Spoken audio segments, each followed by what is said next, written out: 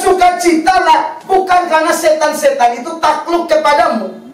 Artinya, tak usah bersukacita karena pencapaian pelayanan, tak usah bersukacita karena pencapaian lahiriah. Supimpin berapanya orang gereja besar kayak apa, sekarang jabatan di gereja sebagai apa, suka liling kemana saja. Bukan itu dasar sukacita kita. Sukacita kita apa? Bersukacitalah karena namamu terdaftar di surga. Itu paling penting. Penulis Ibrani menjelaskan iman seperti apa? Jangkar. Saudara kalau lihat nelayan parkir kapal, dia buang jangkar supaya apa? Ada gelombang atau apa, itu kapal mungkin bisa diombang-ambingkan tapi tidak bisa pisah dari jangkar. Saudara tahu di mana jangkar kita saat kita terima Yesus? Jangkar kita di surga. Amen. Mau ada badai kayak apapun di dunia ini, namamu terdaftar di surga, itulah sumber sukacita. Makanya saya bilang itu dari dalam. Amen. Bukan dari luar.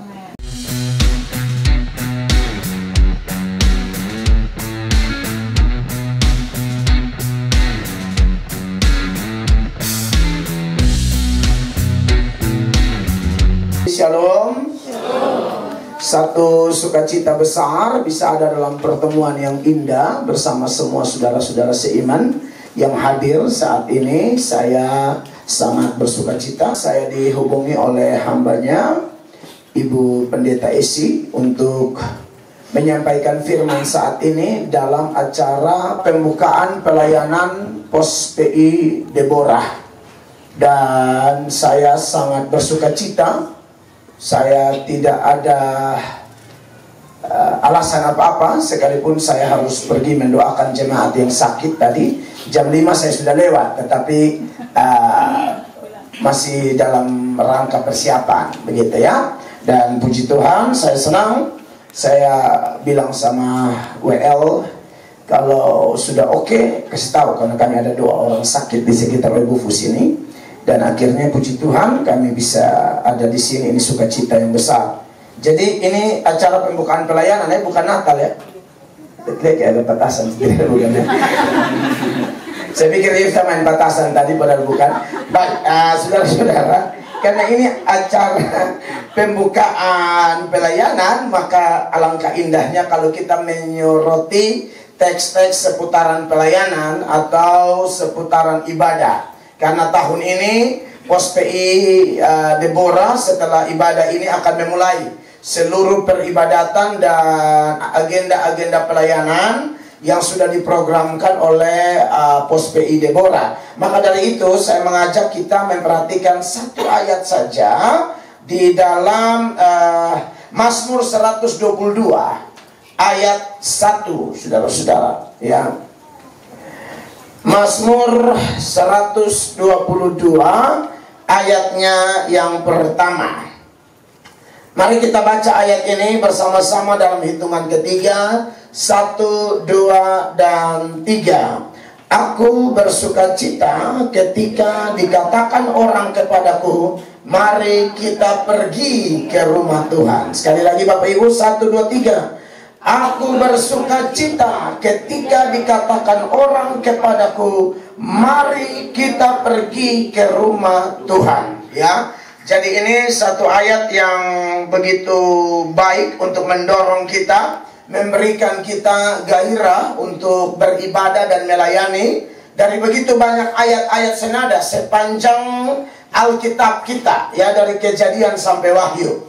Apalagi kalau ngomong tentang ibadah, itu sesuatu yang merupakan hal yang sangat penting sepanjang sejarah bangsa Israel. Bahkan sejarah terpanggilnya orang-orang non-Israel kemudian menjadi penyembah Yahweh, penyembah Allah Bapa.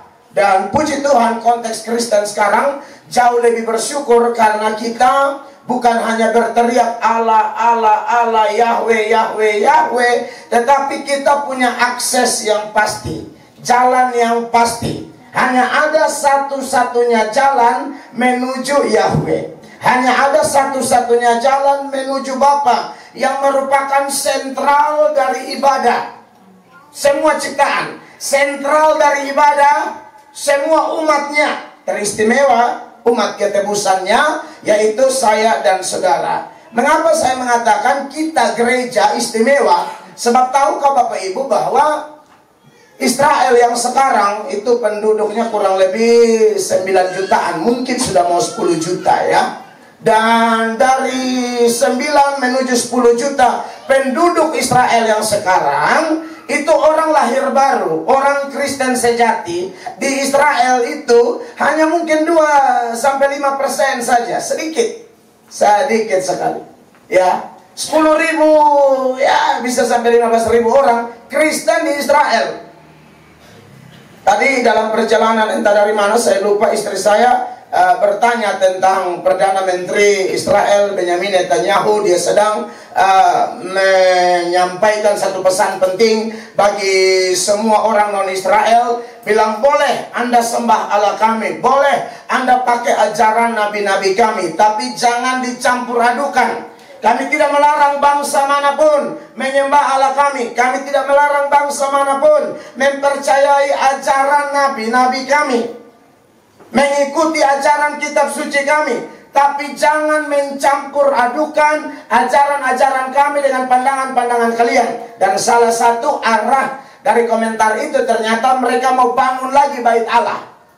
Bait Allah peninggalan Salomo yang kalau saudara ke Israel di Masjid Al-Aqsa itu, Al-Aqsa. Oh iya, ya Masjid Dome of Rock.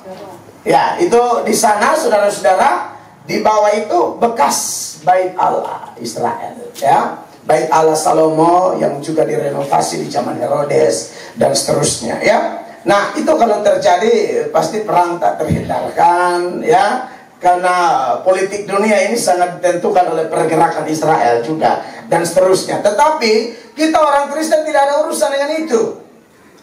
Itu pandangan Israel yang masih menerima hanya Tanak.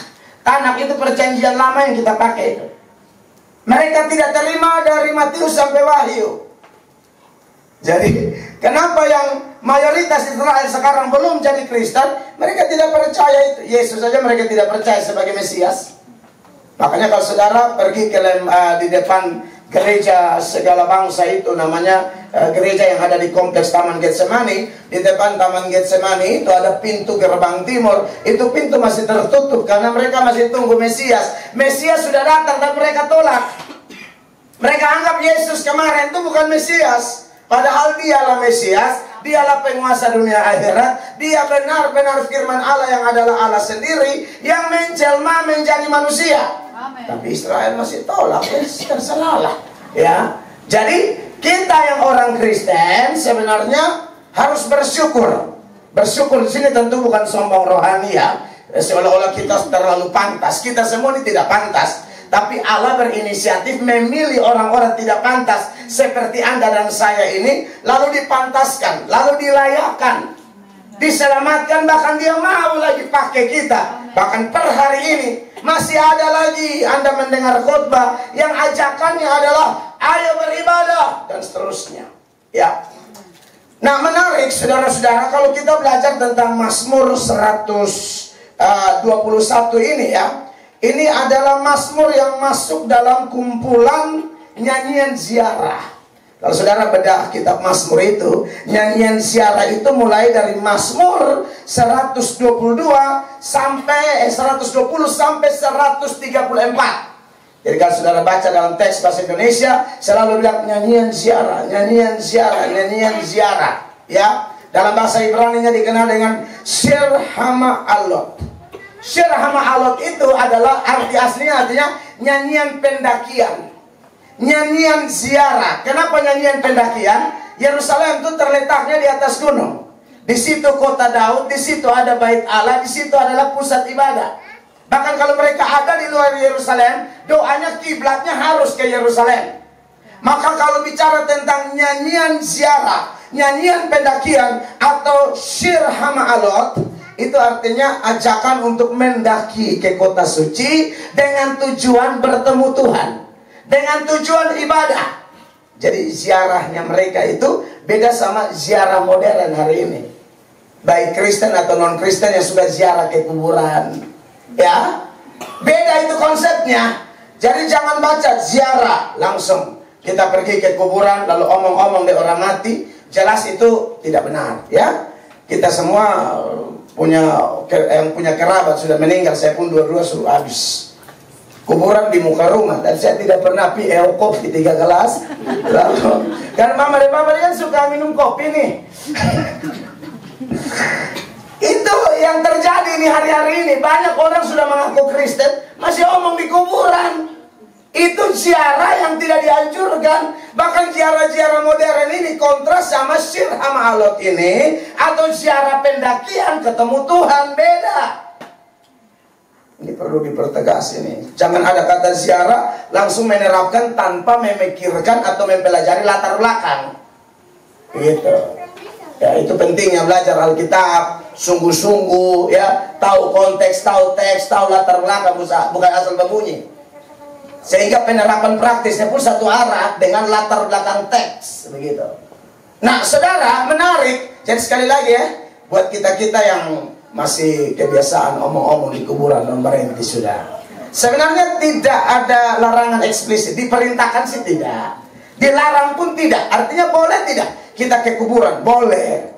Tapi ingat hukum Alkitab, ziarahnya biasa, ya. Lihat kuburan karena mungkin ada ingat sedikit mama atau bapak, kakak, adik atau kerabat lain. Lalu kita ke kuburan, duduk-duduk sedikit di situ tanpa melanggar firman Allah. Melanggar firman Allah yang mana?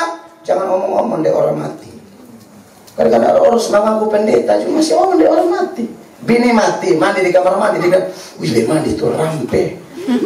Kalau dia khotbah, ini kan pendeta mau marah juga nanti terlalu kasar, padahal memang salah. Dia bilang, wih tajam, ini rampenya tajam, jadi bini datang baru pakai di khotbah lagi, ini kan celaka besar. Ajaran Alkitab sudah jelas, tidak ada hubungan orang mati dan orang hidup. Segala kenangan tentang orang mati, orang hidup sudah tidak ada lagi. Jadi saya bikin aneh-aneh, makanya banyak data saya sering munculkan. Karena saya bukan pengkhotbah baru seputaran itu. Mau di mimbar, di KKR, di radio, Facebook, YouTube, TikTok, segala macam sudah ada. Dan memang harus diomongin terus, apalagi konteks katong di Indonesia Timur, atau mungkin Indonesia pada umumnya. Karena di Indonesia bagian barat pun ada kepercayaan kayak begitu. Setelah keliling-keliling berkomunikasi tentang budaya dan lain sebagainya, ternyata ada kepercayaan begitu. Di Kristen dilarang keras, ya. Pengkhotbah pasal 9 ya, ayat 5 dan 6 merupakan salah satu data saja yang mengingatkan kita seputaran itu. Karena orang-orang yang hidup tahu bahwa mereka akan mati, ya. Tetapi orang yang mati tak tahu apa-apa. Tak ada upah lagi bagi mereka, bahkan kenangan kepada mereka sudah lenyap. Terus? Baik kasih mereka maupun kebencian dan kecemburuan mereka sudah lama hilang. Tidak ada lagi. Dan untuk selama-lamanya tak ada lagi bagian mereka dalam segala sesuatu yang terjadi di bawah matahari. Begitu. Jadi boleh tidak merayakan ulang tahun orang mati? Tidak perlu lagi, kan sudah tidak ada hubungan. Itu lilin siapa yang mau tiup? Kalau saudara bikin kue, ada berharap dia mati sendiri, pas angin atau kipas angin tiba dia, mama yang tiup, gila setengah. Tolong ya, jadi kayak hordeng, tak goyang atau apa itu cek ya posisi, karena kan tikus tabrak ya. Iya, ada tuh di Ayub ya, Ayub pasal 7. Ayat 9, ayat 10, ayat 9-nya jelas bilang begini, jemaat perhatikan. Sebagaimana awan lenyap dan melayang hilang. Sebagaimana awan lenyap dan melayang hilang. Demikian juga orang yang turun ke dalam dunia orang mati. Demikian juga orang yang turun ke dalam dunia orang mati apa? Tidak akan muncul kembali. Tidak akan muncul kembali. Jadi jangan aneh-aneh dong. Mau tahu yang bilang maksudnya bikin di pemok andalan yang bacicat. Janganlah. Tak usah ada mbak Terus apa nih? Ia tidak lagi kembali ke rumahnya. Iya, tidak kembali ke rumahnya. Dan tidak dikenal lagi oleh tempat tinggalnya. Tidak dikenal lagi oleh tempat tinggalnya. Jadi, saudara, orang mati sudah habis. Ya, kita semua sudah mengalami duka ini itu sudah habis, sudah ya. Kita yang masih hidup jaga diri baik-baik, percaya Yesus supaya kalau kau tumpung jantung ini kan di pun tombol saya gambarkan ada di atas, Tuhan tetes di atas, putus di bawah. Toh kita semua tunggu sekarang, tidak bisa dihindari. Siapa yang terlalu kuat? Obek banyak berdoa jangan mati lebih lama. Sana ada Yesus mati 33 tahun, kenapa lu terlalu lama? Kau Yesus 33 nah hidup terlalu lama. Kau juga bikin basesar di bumi, bikin maka hati bini, bikin maka hati laki, bikin maka hati tetangga, bikin maka hati pendeta. Lebih baik mati. Maksudnya mati dalam Tuhan, ya.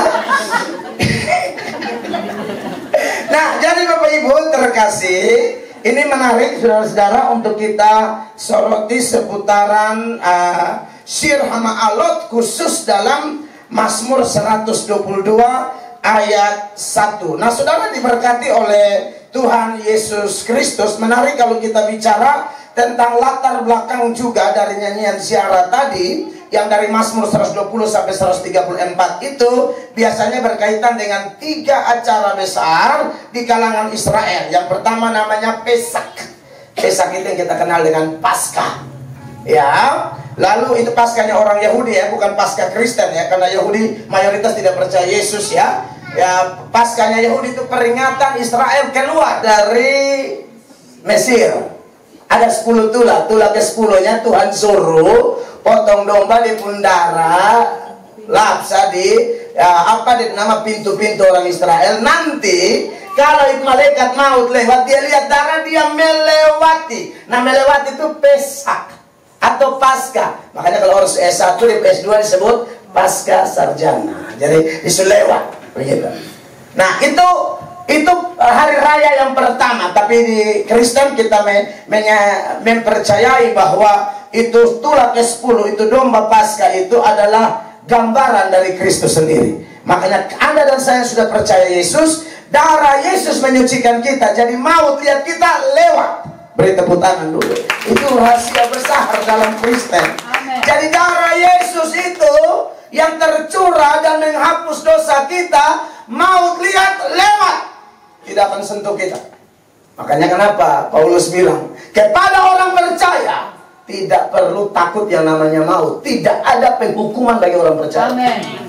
Yang percaya Yesus itu yakin, tutup mata di sini, buka mata di sana. Amin, saudara-saudara. Nama kita terdaftar di surga. Kita ini warganya kewargaan ganda, warga kerajaan surga sekaligus warga kelurahan Molafa.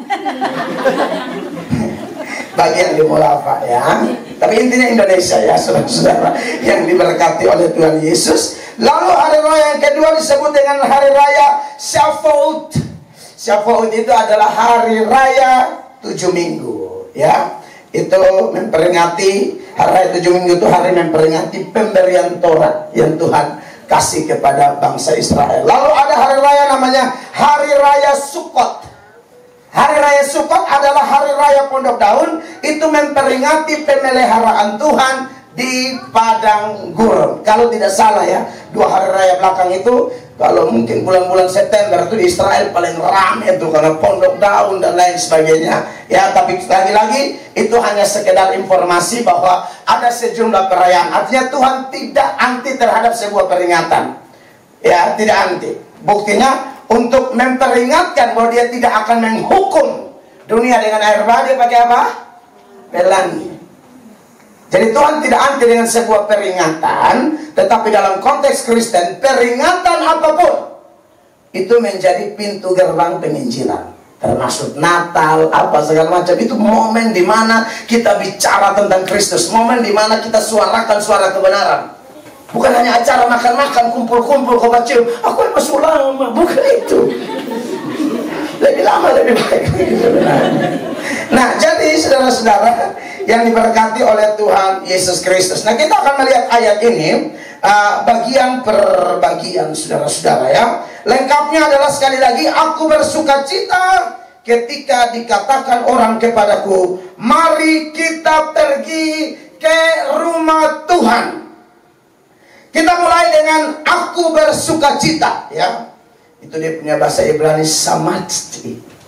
Samatsti itu salah satu sukacita yang sangat mendalam dan dialami benar-benar oleh orang percaya.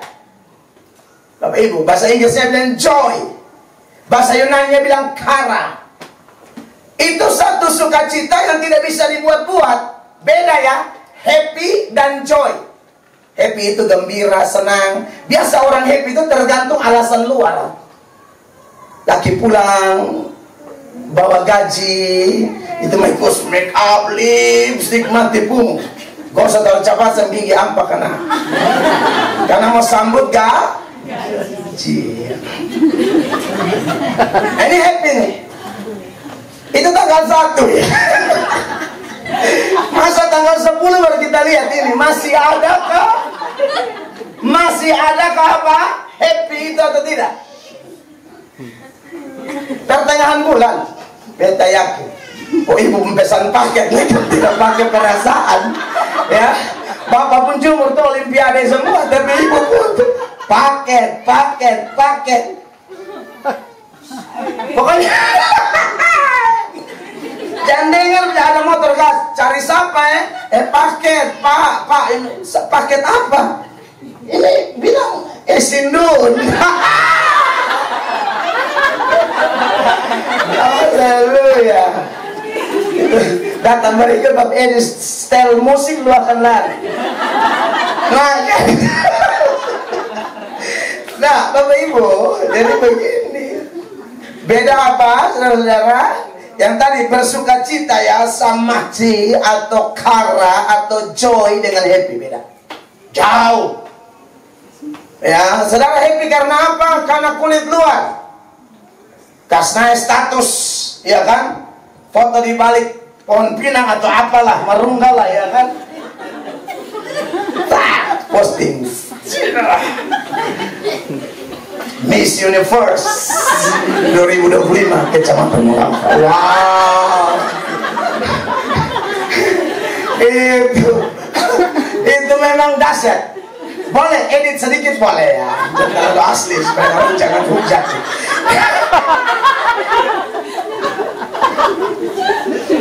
Saya sampai hari ini masih edit. Kita minum ya. Ini pembukaan pelayanan Ibu ya. Tahu sekarang lu kasar-kasar. Salah coba dengan kasar. Hati yang gembira adalah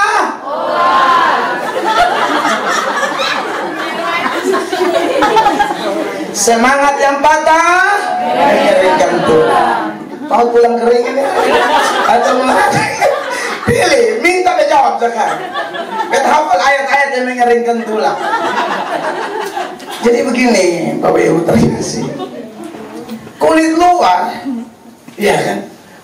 Ketemu ini pas posting orang semua like, Mam, waduh keren banget, Mam, ke Niki Ardila, Mam balik Niki Ardila, karena Mam hidup di zaman yang tidak kenal Niki Ardila. Itu penyanyi yang calaka oto ya. Karena kalau aslinya mah bukan Niki Ardila, tapi kasus ini Niki banget gitu kan. Iya benar. Nah, jadi saya kalau orang like, orang komentar, hati senang, itu happy. Iya kan? Kalau orang tidak komentar, atau pasnya orang bilang, tetap muka nenek di kampung, nah itu bukan. Lu mau edit ke apa tetap, ke tong turunan, hoi cabang Fatuleo. Apa coba? Nah itu tuh yang namanya happy. Dan sejumlah peristiwa-peristiwa di luar kita yang bisa dijangkau oleh panca indera kita, dikasih Allah, lihat, dengar, rasa, bla bla. Nah itu bikin happy bisa. Tapi joy itu beda. Tapi yang namanya kara, samaci atau sesuka cita itu lain, saudara-saudara. Makanya luar biasa di dalam ibadah pembukaan pelayanan Pospei Deborah ini, kita disuguhkan satu kebenaran yang harusnya kita alami sebagai orang Kristen. Tiap kali ada suami, ke istri, ke om, ke tante, ke bahkan pendeta atau gembala mengajak kita, ayo ibadah. Ingat ini hari Sabtu, besok Pospei jam 4, sukacita. Jam dengar ibadah. Aku yang kepala sakit, beta paling darah tinggi dengar begitu. Ibadah mesti kepala sakit sah. Nonton bola happy, syukur-syukur lu pun tim mana. Ini beta jujur aja.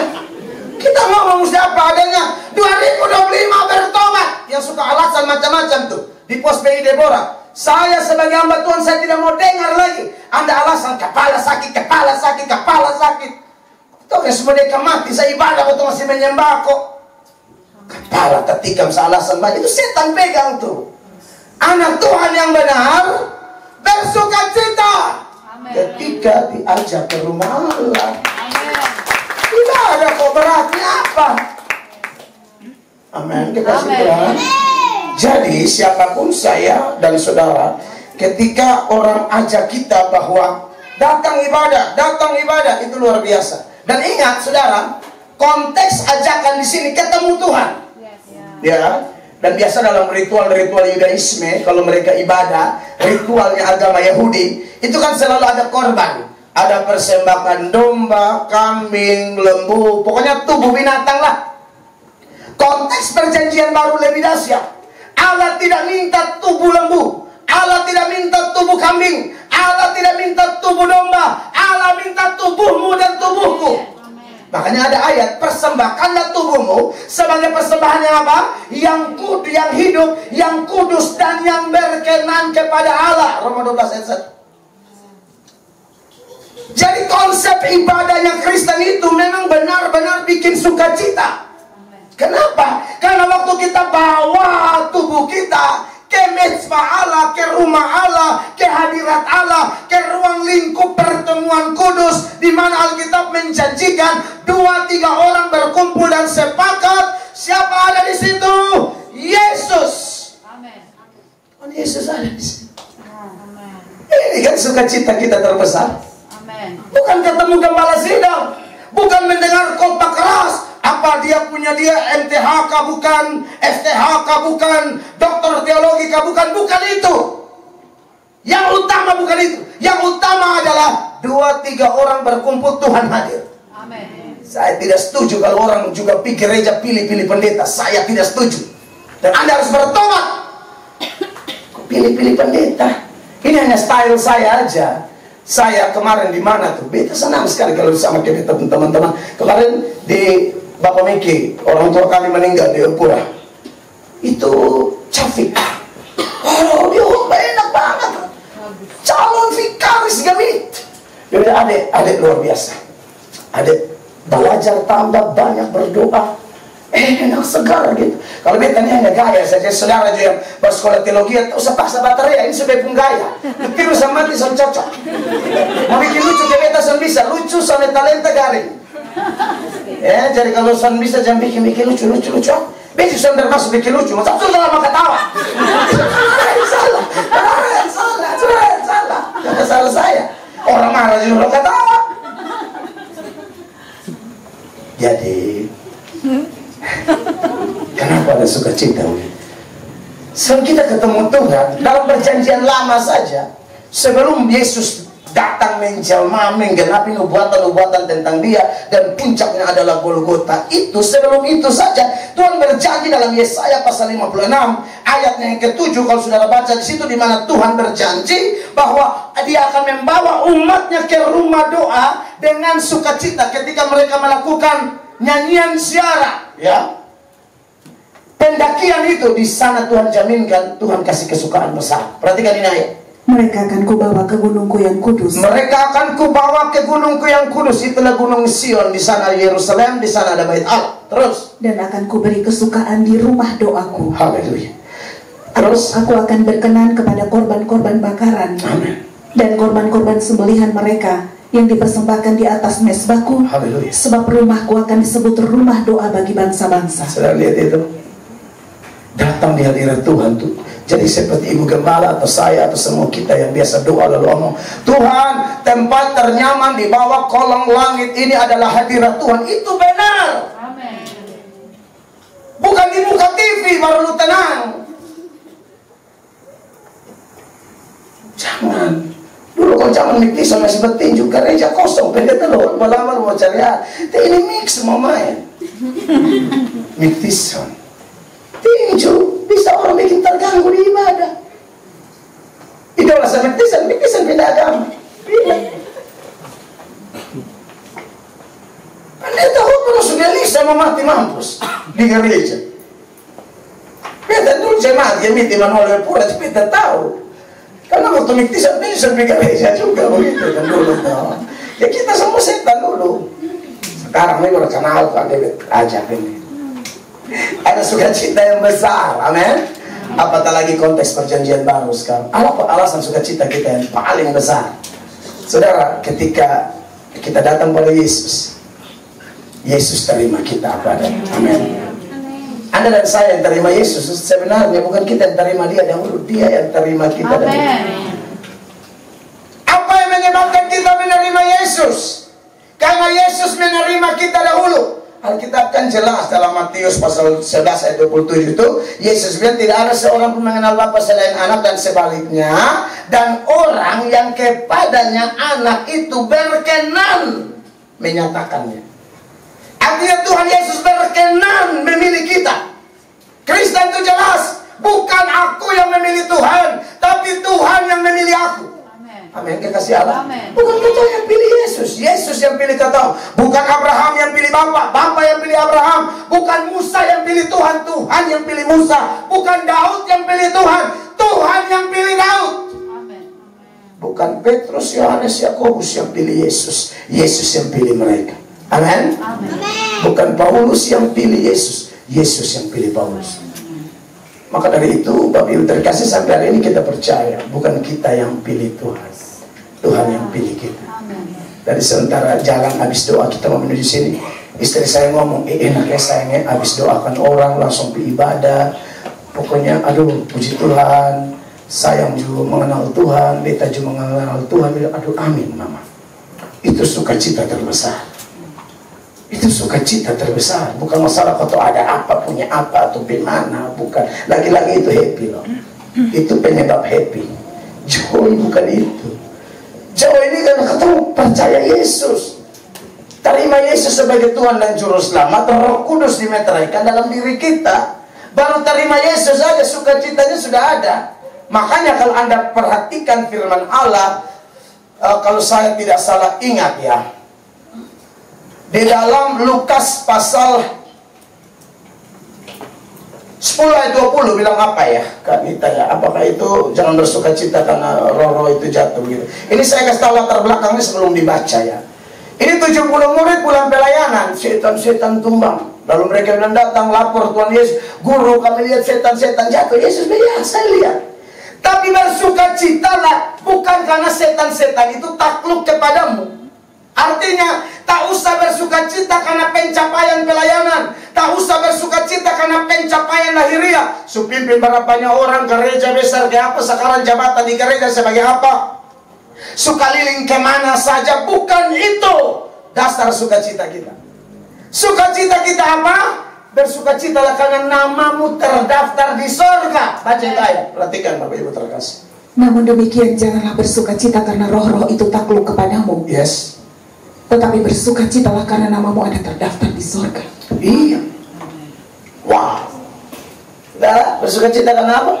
Namamu terdaftar di sorga. Itu paling penting. Penulis Ibrani menjelaskan iman seperti apa? Jangkar. Saudara kalau lihat nelayan parkir kapal, dia buang jangkar supaya apa? Ada gelombang atau apa, itu kapal mungkin bisa diombang-ambingkan tapi tidak bisa pisah dari jangkar. Saudara tahu di mana jangkar kita saat kita terima Yesus? Jangkar kita di surga. Amen. Mau ada badai kayak apapun di dunia ini, namamu terdaftar di surga, itulah sumber sukacita. Makanya saya bilang itu dari dalam. Amen. Bukan dari luar. Amen. Dari luar hilang cepat, senang 2 jam, stres 3 tahun. Iya. Makanya samadhi ini, saudara-saudara, atau kara ini penting saat beribadah. Ini ada salah satu gairah kudus. Jadi jangan ya beribadah tidak sukacita. Ya. Yang masuk kubur itu betul pun daging. Siapa pun daging? Oh beta pun. Nah, kesempatan saya bapak handphone punya sendiri bisa tak sampai ke situ. Rumusnya adalah lahiriah merosot, rohani kincang. Untung lagi rekaman tadi luka. Kesempatan saya. Markis memiliki rekaman dari utang kan malu. Sudah sunat. Dan Kan beda nonton bebun TikTok sendiri. Kalau dia rindu bebun diri ya beda nonton bebun video. Saya ini kata begitu. Karena tahu bikin muka begini, cocok. Makanya kenapa saudara mesti bercermin? Benar. Ibu-ibu cocok. Kita yakin kok masa ibu usil kita lah tuh datang soal dia kacau mau kosong. Dia kacau. Amin. Jadi kenapa kalau dia rindu bebun diri beda nonton bebun video? Nonton berbiliah. Ternyata. Makanya kalau saya ada istri di luar, orang ketemu beta tuh pas mungkin beta harus mandi barisi makanya ya. Tuh ketemu udah kan kaget. Lain ya. Lain apa? Di sini agak lebih terang apa? Bilang ya sudah lu diam. Nah, jadi Bapak Ibu terkasih, ini sukacita kita. Amin. Dan lebih mempertajam bahwa sukacita itu memang ada di dalam konteks ibadah Kristen adalah bukan hanya waktu Anda percaya Yesus ada sukacita di surga karena namamu terdaftar di sana, tetapi dimeteraikan dengan roh. Salah satu produk dari Roh Kudus itu, dari manifestasi buah roh yang sifatnya tunggal itu punya manifestasi 9. Salah satunya adalah sukacita. Nah, dengan beribadah sering ketemu Tuhan, sukacita yang saya sering jelaskan seperti buah. Tidak ada pohon yang ditanam lalu tanamin hari, berbuahin hari, buahnya membesar dan matang hari ini juga. Tidak ada itu. Itu harus dipupuk, disiram, diperhatikan. Nah, bagaimana cara kita memupuk, menyiram manifestasi buah roh di dalam diri kita, termasuk kara atau sukacita itu? Ya ketemu Tuhan tiap hari. Amin. Orang yang selalu saat teduh sama Tuhan, ya. Duduk di kamar, ada lagu rohani di handphone, supaya jangan mengganggu, pasang headset. Setel, benar. 2-3 lagu yang Anda sukai dan Anda kuasai. Nikmati ketenangan dengan Tuhan. Amen. Baca firman Allah. Mulai harimu bersama Tuhan. Karena indah sekali, kuat, sukacita. Ini bangun pagi setongkar lagu ini kooperasi dan tanah potong. Makanya bangun pagi ini apa? Doa, baca Alkitab. Bangun pagi pikir utang, bangun pagi pikir orang, pikir pesta tadi malam sampai sondan dan tanda kalau ada acara undang nggak tahu sapi. Tidak usah balas jahat dan jahat. Dosa datang bukan dosa mau datang. Dia membeli asam lambung kumat. Dia datang justru salah saudara. Biasa sah. Amin. Hidup kalau terlalu self-oriented, berorientasi pada diri, nanti model begitu. Hidup itu kalau dipanggil jadi berkat untuk banyak orang, bukan untuk diri sendiri. Makanya dalam doa yang Yesus ajar, nama doa apa? Bapa kami, bukan bapamu, bapaku atau bapa dia. Bapa kami. Amin. Amin. Makanya para teolog bilang kamu bisa masuk kamar doa, kunci kamar dan berdoa kepada Bapamu, tapi kau tidak bisa kunci Bapa untuk dirimu sendiri. Makanya kenapa di gereja Tuhan yang saya pimpin, saya suruh doakan orang Islam, doakan orang Hindu, doakan orang Buddha, orang segala macam. Apalagi gereja beda sinode, doakan. Amin.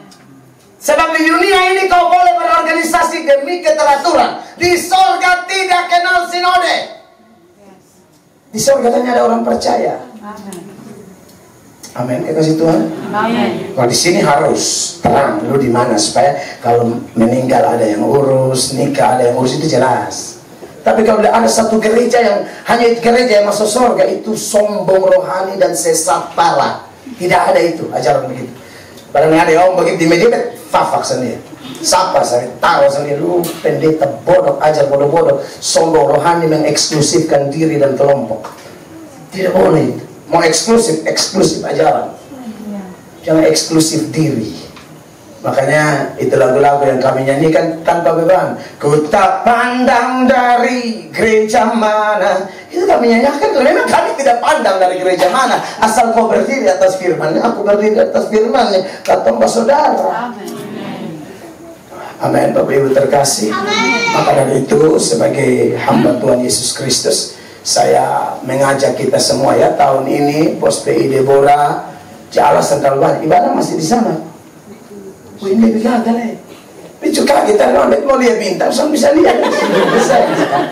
Keren ini Messi. Jadi ibu nampung tanpa ibadah paling keren menurut beta. Perlu AC, udara langsung dari pohon. Menarik nih.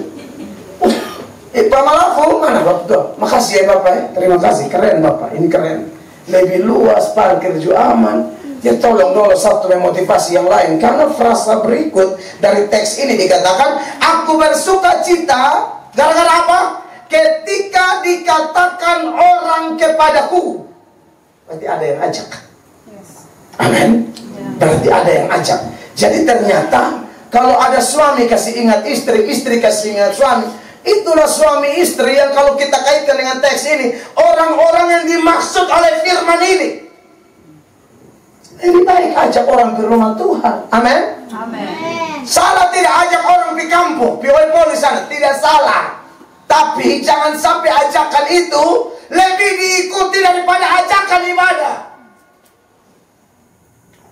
Ibadah berarti kau, Poli besupio. Itu lu pinggang lu kuat nah. Berapa jam Bapak Meki ke Tusan sana di kapan? 6 jam. Lu kira baik. 6 jam. Datang di sini berapa jam? Rumah, dek-dek semua. Amin Pak Snail. Betul. Pak Snail itu.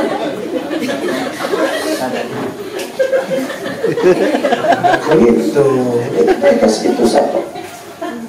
Datang dulu ini kita ini ajakan Pak. Ini Pak ajakan langsung ini. Pendeta Melato pakai ayat berajak, ayo. Dan yang lain-lain. Alasan terlalu banyak. Ibadah semau, menyanyi semau, menyembah semau. Tapi kalau salam info pegang sendiri, di ruang kelas 1, dia makau satu masuk dia angka lagu dulu. Dulu kata angka lagu, lu sana angka. Su info dan angka lagu. Angkanya arah kualis. Iya. Kok ada angka lagu di sini? Saudara apa? Angka lagu.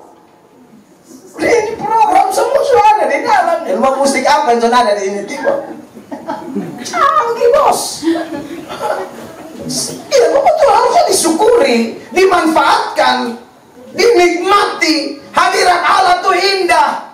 Jangan. Saudara yang ingat bertolak belakang yang firman ini, orang ajak ke gereja Anda stres, bukan sukacita. Ada yang tidak beres dengan Anda. Orang ajak karena sayang kau. Dia tidak mau kau dipanggil Tuhan dalam keadaan jauh dari Allah. Itu aja kan tidak rugi. Orang sayang saudara, kerabatmu, ponakanmu, suamimu, mertuamu, menantumu, yang ajak saudara beribadah datang. Amin, dia kasih Tuhan. Amin. Percayalah di hadirat Tuhan itu ada sesuatu yang sangat luar biasa, ya. Dan terlalu banyak data yang bisa saya munculkan sepanjang khotbah ini. Tetapi ini simpel saja, bahwa secara garis besar kesimpulan dari teks itu adalah sukacita terbesar kita dari Tuhan. Amin. Dan hal kedua, untuk mendapatkan sukacita yang besar itu Tuhan pakai orang-orang sekeliling kita, atau juga pakai kita ajak orang lain. Jadi untuk tahun pembukaan ibadah Pos PI Deborah ini, anak-anak Tuhan harus mau saling mendorong, saling memperingati satu dengan yang lain, ya. Tentu ini kalau saling mengajak, saling memperingati yang saya maksudkan ini, tentu kita menghindari hal-hal yang dilarang oleh Tuhan. Misalnya Alkitab bilang, kau terlalu korek selumbar di mata orang, padahal ada balok di matamu. Itu tidak boleh. Itu tidak boleh. Kasih keluar dulu itu balok, baru bisa ajak orang. Karena banyak orang ajak orang ibadah, tapi dia sendiri tidak berubah. Jadi orang bingung di situ, ya. Apalagi yang baru mau muncul atau kategori bayi rohani atau newcomer, pendatang baru, pemula, dia akan bingung. Yang ajak nih paling kuat judi online misalnya, ya. Dia tahu lu judi online atau bla bla lah. Lalu Anda bilang ayo ibadah, dia bingung begitu. Makanya kalau mau jadi pengajak yang baik, kita memang harus mau diajak dahulu, sudah ketemu Tuhan, sudah merasakan indahnya hadirat Allah, sukacita yang tak dapat dibandingkan dan tak dapat ditandingkan itu, baru kita mengajak. Ya, sebagai bagian-bagian penutup, saya akan tambahkan beberapa ayat yang sangat penting berkaitan dengan teks kita. Sebagai pembanding saja, Matius 7 itu, mulai ayat 3, berkaitan dengan larangan Tuhan untuk mengorek selumbar di mata orang kalau ada balok di mata kita. Perhatikan. Mengapakah engkau melihat selumbar di mata saudaramu, sedangkan balok di dalam matamu tidak engkau ketahui? Iya, itu bahaya. Selumbar itu secuil kayu ya. Dikontraskan dengan balok, itu kayu besar. Hati-hati tuh. Terus. Bagaimanakah engkau dapat berkata kepada saudaramu, biarlah aku mengeluarkan selumbar itu dari matamu, padahal ada balok di dalam matamu? Iya, tidak bisa. Kau pemabok kelas kakak dan kau bilang, ayo ibadah sih. Bagaimana orang bingung engkau? Ya, jangan begitu loh. Kasih keluar dulu itu balok supaya ajaknya enak, karena orang bukannya dengar suara ajakan, tapi lihat hidup si pengajak. Next. Hai orang munafik. Hai orang munafik. Aduh, kasihan. Keluarkanlah dahulu balok dari matamu, maka engkau akan melihat dengan jelas untuk mengeluarkan selumbar itu dari mata saudaramu. Jadi boleh kita keluarkan selumbar dari mata orang, tapi balok harus keluar dulu. Ya, karena perintah Tuhan memang kita harus saling menasihati, apalagi urusan ibadah. Sebagai ayat penutup, benar-benar penutup. Karena beberapa wajah mencurigakan saya. Tidak apa-apa, pembalasan hak Tuhan. Ibrani 10 ayat 24, firman Allah berkata begini, dan 25 sekaligus. 24-nya bilang begini. Perhatikan Bapak Ibu. Dan marilah kita saling memperhatikan. Ya, dan marilah kita saling memperhatikan. Itu keluar ke dalam Tuhan. Saya datang ke sini bukan untuk menghakimi, membabi buta. Kecuali yang ajak saudara ini pemalas ibadah. Tuhan Maha tahu siapa beta sejak bertobat. Satu hari Minggu bisa ibadah 4 kali. Pagi, gemit Immanuel. Tapi karena lapar dan haus belum puas, pindah ke gereja lain 4 kali. Pakaian itu, aku miskin melarat. Tidak ada pakaian gonta-ganti, sekarang pakaian subahnya nih. Mulai pagi ibadah, mari sudah. Dulu pakaian cuma satu aja, saya ibadah 4 kali satu hari Minggu. Makanya kalau di tempat pengembalaan saya sekarang bikin ibadah 3 kali, bahkan tiap hari ada ibadah. Itu karena memang gembalanya suka ibadah. Ya saya ngajak, ini bukan saya pemalas, satu baru ajak. Sama kayak ada satu gereja, dia ajak jemaah dan doa puasa. Jemaah ada doa puasa, dia minum kopi di samping gereja. Pendeta miring para masuk majlis. Sudah meninggal sama tambah tahu lah ini di lain. Orang Kupang akan cek sampai ada belum tuh kayak ahli eksposisi. Akan cari sampai tahu. Jangan tanya habis ini, habis di sini. Jemaah ada puasa, dia minum kopi di samping gereja. Lu tak salah. Kau gembala harus nomor 1, kasih tunjuk teladan. Orang lain datang semangat dong. Makanya saya istri saya, kamu pendukung utama saya, kamu harus seperti saya. Supaya orang tahu, jadi orang sana komplain. Harus. Itulah resiko jadi pemimpin. Kamu bukannya menang omong. Makanya ini ayat bilang apa, ulang ya? Marilah kita teguh dan marilah kita saling memperhatikan, ya, supaya kita saling mendorong dalam kasih. Saling mendorong dalam kasih. Terus? Dan dalam pekerjaan baik. Dalam pekerjaan baik. 25-nya bilang apa? Seputaran ibadah nih. Perhatikan. Janganlah kita menjauhkan diri dari pertemuan-pertemuan ibadah kita, ya, seperti dibiasakan oleh beberapa orang, tetapi marilah kita saling menasihati dan semakin giat melakukannya menjelang hari Tuhan yang mendekat. Pertemuan-pertemuan ibadah, mari kita saling menasihatkan. Kata ibadah sini dia pakai kata Yunani eusebia, itu yang lebih tepat diterjemahkan saleh atau kesalehan. Tapi ini kan pertemuan kesalehan. Maksudnya tak bisa juga kita bantah bahwa dalam sebuah ibadah itu satu proses Allah membuat kita tambah saleh. Kan dalamnya ada doa, ada firman, ada sharing, ada take and care satu dengan yang lain. Pasti akan saling mengikis. Besi menajamkan besi, orang menajamkan sesamanya. Dalam ibadah tuh ada kata pertemuan. Itu berarti horizontal. Kalau vertikal, kau dengan Tuhan. Tapi ketemu tuh harus.